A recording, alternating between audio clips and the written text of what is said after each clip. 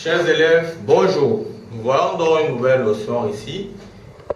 La notion porte principalement de savoir, sur celle de savoir si toute fonction que vous avez devant vous, est-ce que c'est forcément une application? C'est ça la question qu'on se pose souvent. Quelle est la différence qu'il y a entre une fonction définie dans sa globalité et une application?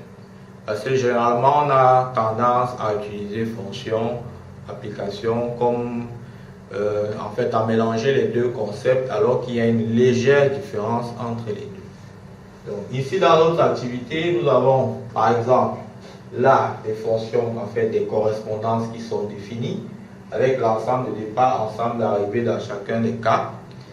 On demande à la question, est-ce que vérifie si F, G et H sont des applications?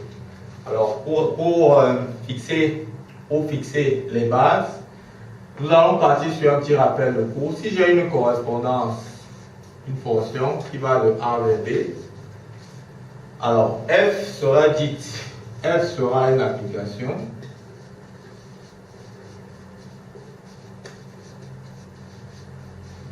Si et seulement si l'ensemble de départ n'est rien d'autre que le domaine de définition de ma fonction F. Voilà simplement ce qu'il faut vérifier. Dès lors que ce n'est pas le cas, on ne pourra pas dire que F est une application.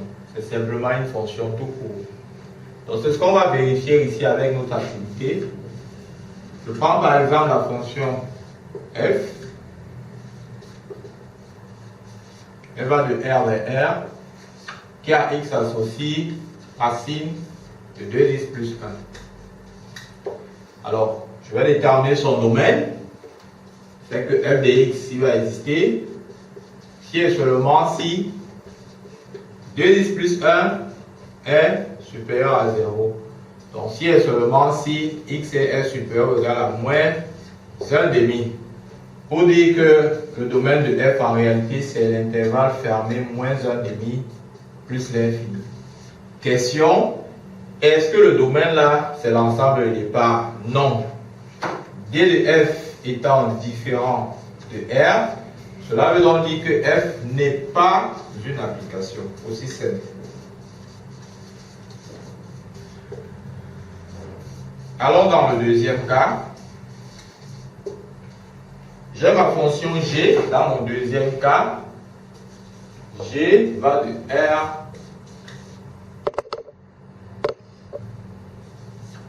privé de l'intervalle moins 1, 1 ouvert vers R, qui a X associe X moins 1 sur X plus 1 dans la racine. Question, est-ce que c'est une application? Je cherche son domaine. Donc j'ai le X.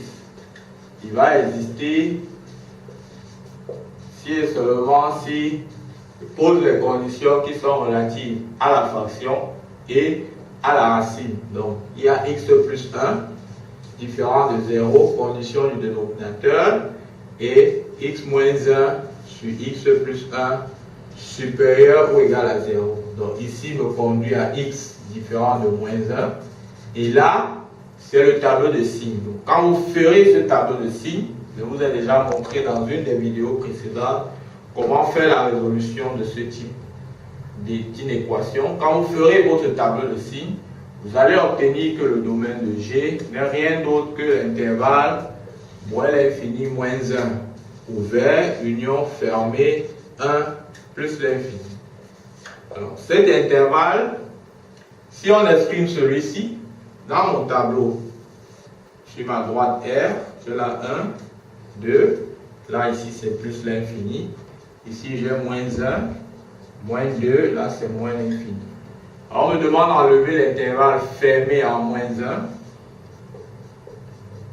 et ouvert en 1. J'enlève cet intervalle.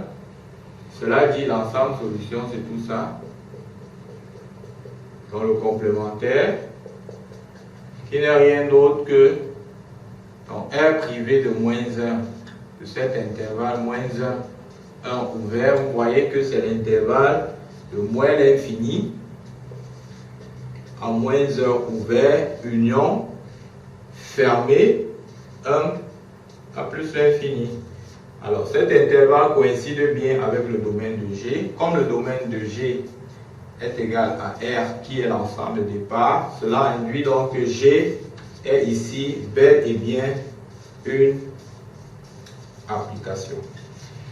Voilà donc, chers élèves, vous pouvez vérifier sur le dernier cas, dans le cas de cette fonction, si H est une application ou pas.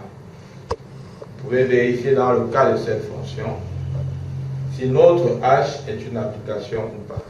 Donc voilà donc, chers élèves, lever dans l'équivoque entre savoir si toute fonction est une application ou pas. J'espère que cette vidéo vous sera intéressante, vous sera utile. Je vous dis à très bientôt pour de prochaines vidéos et encore merci pour l'écoute. Bye bye.